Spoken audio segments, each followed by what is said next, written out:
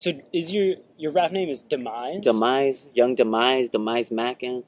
Just fucking, you know, like Lil Wayne, Lil Weezy, fucking, you know what I mean?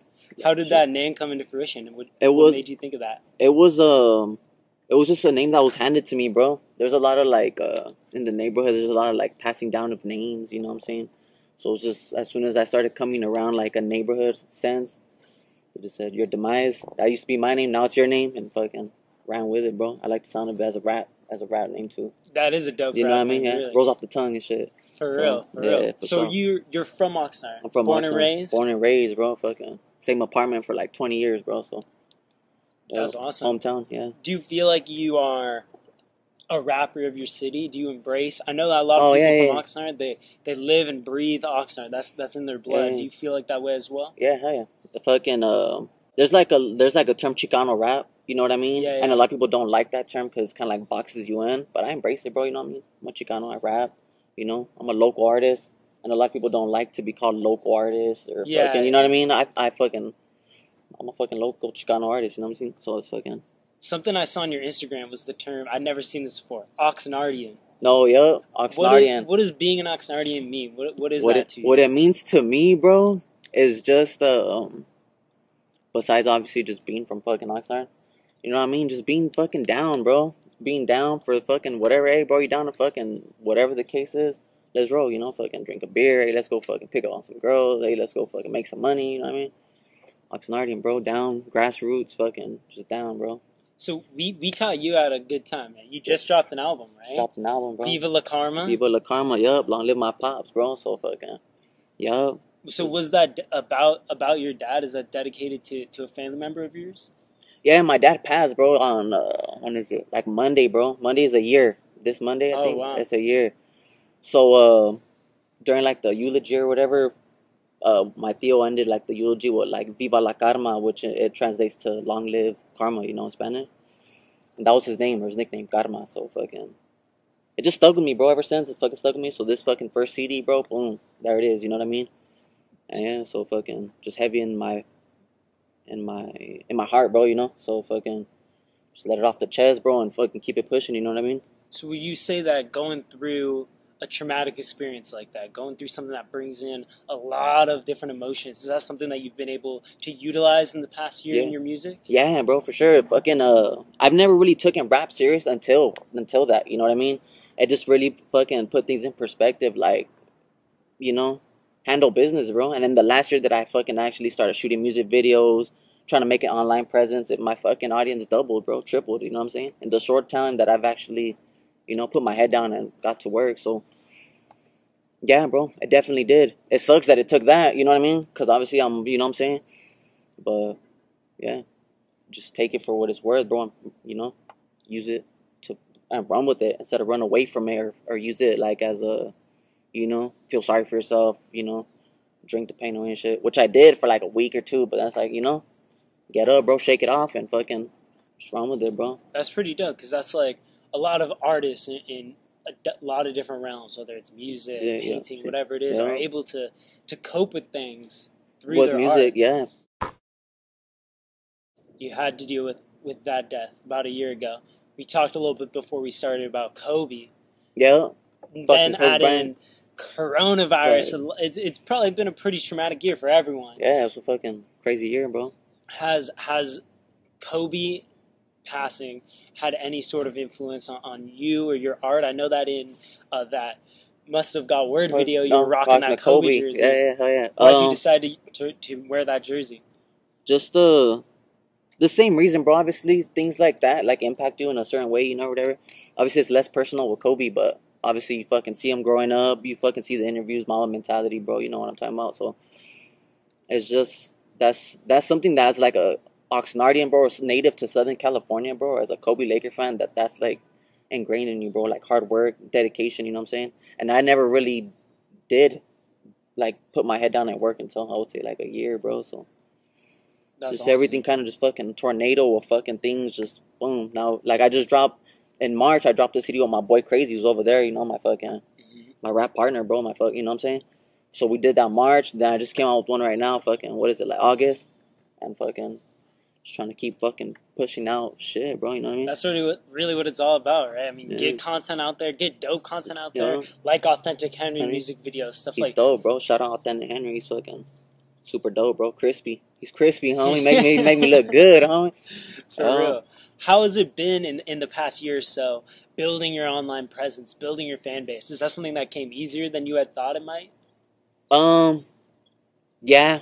I would say yeah, only because if you're pushing out dope shit, you don't really have to shove it down their throats, bro. It's just like, I tell you about it, oh shit, you like it. So I don't have to tell the next person, you could tell the next person, like, hey, bro, I checked. That's where it's like, I always thought it would be kind of a linear, you know, like, but it's more like it's an exponential growth, you know, not like so. Like it's like a tree. You hit one person, expands into a new community, a new clique. Yeah, so it is, I mean, as long as I just keep, like I said, just working, bro. It's not about like doing a trend or doing like what's the word? Like, you know how people troll or people do like you know, just do it for fun, do it for the gram. Do it for the gram. I just put my head down, try to make good music, dope videos to go along with it, and it's just easier than I thought.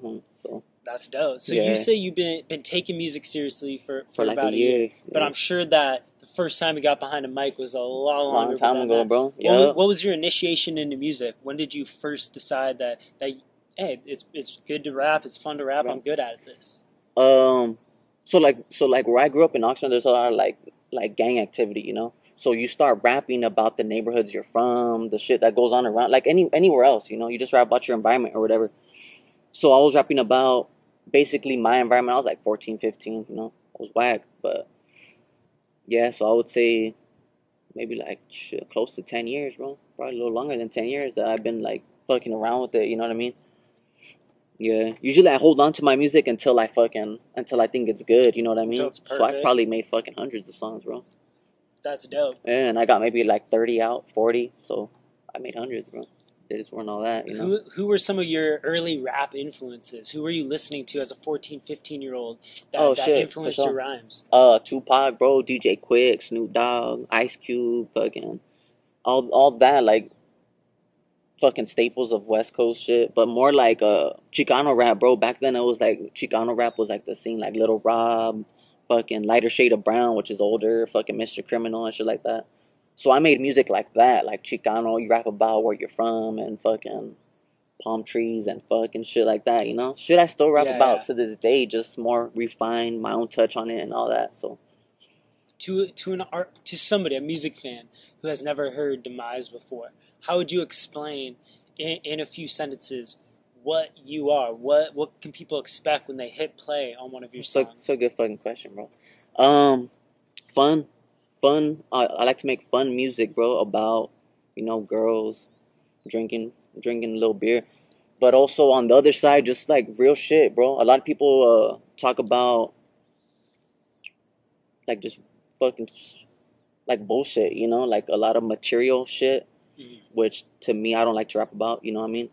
So you'll either hear from me a fun record, bro, you know, some bouncy shit, some G-funk, or I'll take some real shit, you know what I mean? Some real shit where you could hear what's in my heart, on my mind, or around me, you know what I mean? It's like authentic music, it ain't fucking, you know what I mean? So you'll hear authentic, bro, and fun, bouncy.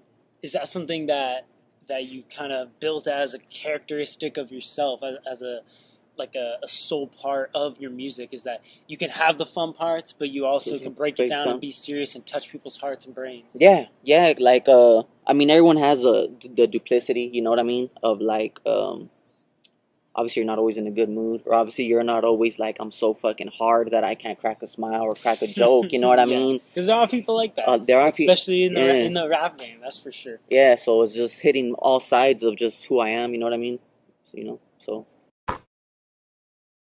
it did take a while to find like these lanes or whatever, instead of trying to fall into like a stereotype or trying to make music that someone would want to hear instead of making what I wanted to make, you know what I mean? So that's where I think the turn, once I made that turn, bro, people started, you know, paying attention to it for sure. Do you think it's easy for up-and-coming artists anywhere, but especially out here in the 805, to kind of fall into that, like you said, fall into a lane, fall into what they think people just want to hear? Yeah, for sure. I mean, I did, for sure, you know what I mean? But now that I know more people are listening, you try to just give an authentic, you know? even if, you know, people weren't listening before, but you want to just be authentic as possible, and it'll resonate, you know what I mean? Because you can kind of hear someone say, like, some slick shit, like, to a girl, and you're like, damn, this fool is a player because of what he said. Or you can hear him say something like, that's so deep, and you're kind of like, I've had that feeling before, so you could tell he's not lying about this feeling, you know? Yeah, like, you can read out face. You could relate to what someone says, and it's, you know what I mean?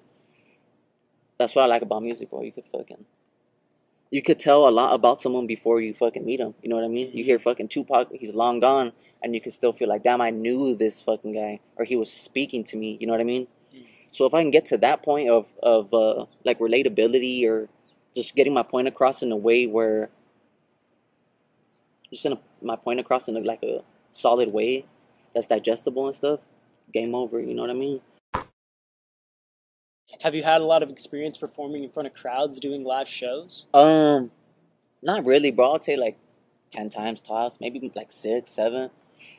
But we actually just started hitting them, bro. Me and my boy Crazy, we're hitting like 2, 3 shows like back to back, and we already started lining up the next ones, reaching out, trying to see what we could do. Cause like I said, I was trying to take it serious. You know what I'm saying? And yeah, and just the COVID shit kind of slowed everything down. Actually, today they told me I'm headlining this like a virtual show. Oh, okay, those are dope. Yeah, it's like, so fucking hopefully that's pretty. It's gonna be weird with no crowd, but hopefully people tune in, watch it on fucking wherever it streams or whatever. Yeah. I've been fucking with those online stuff. Like I've seen the versus battles on fucking. I've seen those, and those are dope. So if it could be anything like that, that'd be fucking badass. And I feel like it's just a cool challenge for artists too. Like you said, no crowd, you can't really feed off hundreds of people's energy. You have to. It really comes down to you and yourself, and you better bring it. Yeah.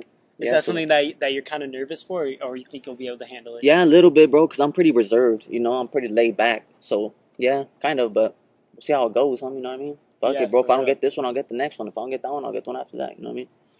Do you have any what's your most memorable performance story? Do you have any show that was exceptionally lit, or anything bad ever happened? Yeah, bro. Fucking when was it? It was December of 2019. Wait, what are we in 2020? So maybe 2018, right? Okay.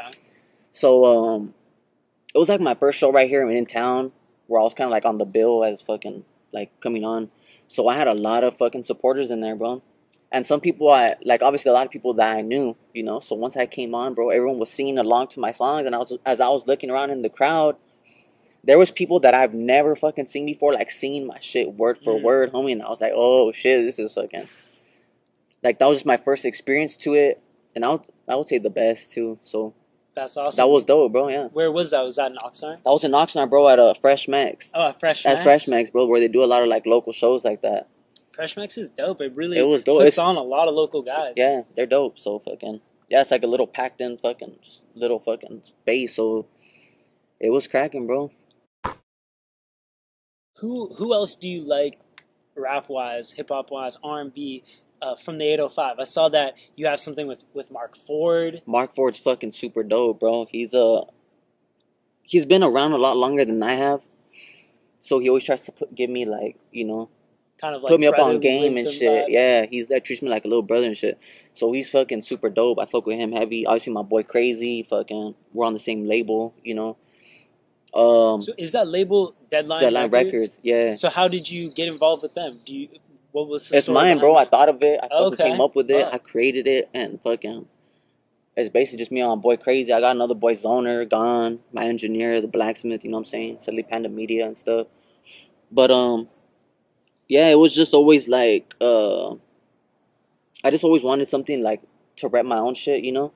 And now that I'm taking it serious, now I got like a couple artists, well, my homies that jumped on. I got an engineer, you know, videographer, photographer and shit. So it was pretty dope. But outside of my camp, which I fuck with heavy, there's pretty much I only listen to like our shit usually. But Big E, bro, I'm a big fan of Big E. I got a song with him too. Shout out my boy. He's fucking. That song's on the album, right? Yeah, and we came out with the video with like maybe like a year ago. Yeah, it's my biggest video for sure to date, and it was dope.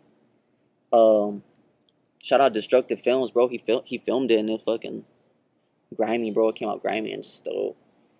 But I fuck with Big E. A I like the SlumpBoyz, bro. They're putting on. I like Enzom, Surrealists are dope. I like my boy T-Funk and Contramantido, bro. They're dope. They're in a podcast with my boy, the Dark Room, where I'm doing that show for that I was talking about. Okay, got you. Yeah, those are just a couple, bro, that I can name off. I like Trouble Kid. He's the dope youngster. That's dope. It's crazy how a lot of the people in the 805 are so young. Yeah. I mean, there's like so many. I mean, really, in the rap game, there's a lot of 18, 17-year-olds and stuff. Yeah. But especially out here, there's a lot of people. Yeah. Even like Newberry, T.O. Yeah. There's a lot of Thousand Oaks high schoolers and stuff like that. It's just dope to rap right now. So there's a lot of people that rap, you know, because rap's fucking. But yeah, some people, some of those youngsters do stand out to me. Some LeoohhDaFool, he's cool. He's a cool cat, you know. How often are you in the studio? Would you say you're a studio rat of sorts? Yeah, bro. I mean, I got my own studio on my pad. So anytime I fucking want to hit it, I can hit it, you know. But usually 2-3 times a week, bro, I'm in like a bigger studio with my engineer, you know what I mean? Yeah, bro, like 3-4 times a week I'll be in there. That's awesome. That's awesome. Yeah. I know that you just dropped this album. Yes, sir. Viva La Karma. Have you been happy with the response from it? Yup, I have, bro. I knew the response was gonna be good because it's just what you would expect from my music, but just to the next level, bro. So I knew the response was gonna be pretty good, and it has been, bro. You know, so I'm proud of and grateful, obviously, for all the support I've been getting and shit. So it's dope. That's awesome. Have you feel like the local community, the people that you fuck with that have been around your music for the past year, they've really embraced this new album and supported it? Yeah, for sure, bro. Yeah, for sure. It's dope. Yeah, I was selling. I started selling the physical copies like a week before I dropped it online. You know, I'll hook you up right now, G, before we head out. Yeah, thank you, man. Yeah, but yeah. So I was already getting like a good indication. Obviously, if they had to pay for it, but once it came out, people were just like watching or whatever, streaming it. Was dope.